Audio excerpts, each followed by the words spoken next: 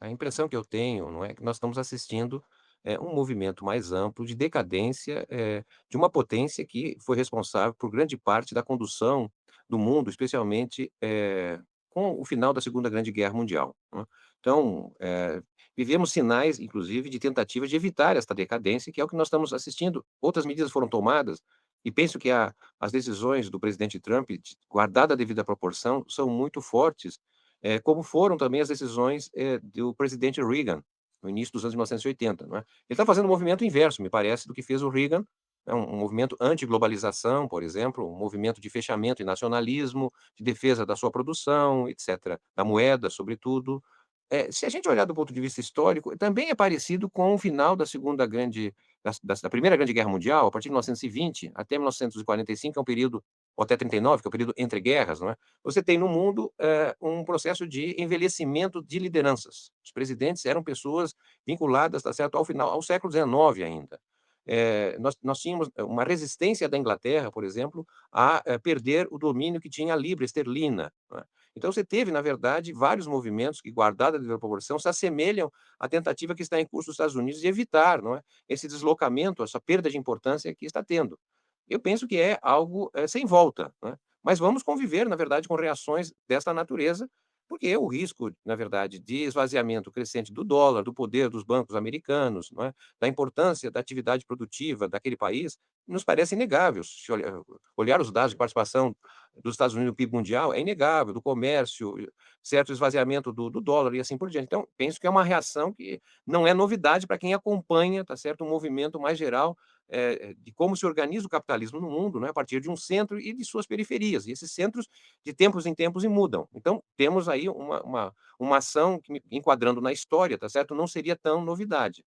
Por outro lado, para o Brasil, não é, penso que também é uma excelente oportunidade nós testarmos, um caminho distinto daquele que o país tomou. E eu tomo como exemplo o fato de que, por exemplo, o Brasil até 1808 era um país dependente da relação comercial com a metrópole, não havia país, é claro, era uma colônia, então não há como negar, não é, a importância da cultura portuguesa, dos hábitos portugueses, quando Portugal era o principal país de relação comercial com o Brasil.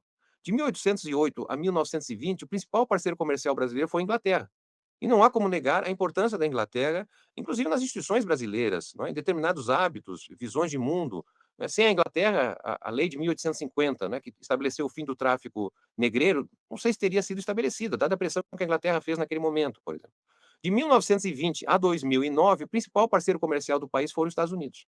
E também não tem como negar, não é, o papel, dos Estados Unidos no Brasil, na cultura, né, na forma de ver o mundo, nos hábitos dos brasileiros, etcétera. Ocorre que desde 2009 o principal parceiro comercial do Brasil é a China.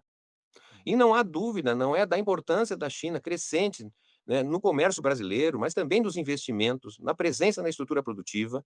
Então nós estamos vivendo, assim, eu diria, uma grande transição, e o Brasil precisa, na verdade, se decidir, não é? Já fez uma decisão importante no início do governo do presidente Lula, que foi a diversificação comercial, não é? Os Estados Unidos, chegava a ter algo a quase um quarto de todo o nosso comércio mundial era com os Estados Unidos, ele decaiu para 12% e vai decair mais. Por outro lado, o comércio com a Ásia, com a China, que era muito reduzido, se ampliou bastante. Então o Brasil tomou decisões de descentralizar. Então essas ações que são feitas pelos Estados Unidos, elas vão machucar o Brasil, é claro, não é, se forem efetivamente, tomadas, não é, mas eu diria assim que machuca muito menos se fosse há 20 anos atrás, por exemplo. Sinceramente, eu penso que é uma grande onda de fumaça essa questão da tarifação, de produtos, tá. Porque É. o argumento econômico utilizado, eh, pelo presidente Trump dos Estados Unidos é que os Estados Unidos têm um déficit comercial gigantesco. E, portanto, a elevação, das tarifas teria como objetivo reduzir esse déficit comercial, né, fazendo com que, houvesse um desinvestimento nos países exportadores, ou seja, um deslocamento do investimento dos países exportadores para os Estados Unidos como importador. Você quer, você não quer produzir no seu país porque vai ter taxado, venha produzir nos Estados Unidos, tá certo? E nós não vamos precisar, então, importar de vocês. Bem, tem uma coerência o Brasil praticou política, de defesa nacional, tá certo, com taxa de câmbio no passado, etcétera. Bom, acontece que o Brasil não é um país, superavitário para os Estados Unidos, é um país deficitário, nós compramos mais dos Estados Unidos, somos um dos poucos países no mundo, inclusive, que compra mais dos Estados Unidos do que vende. Então, esse raciocínio não cabe ao Brasil, cabe para a China, para outros países, mas no caso brasileiro não me parece. Então, por que que eu acho que é uma onda de fumaça? Porque, na verdade, está em jogo questões muito mais estratégicas para os Estados Unidos.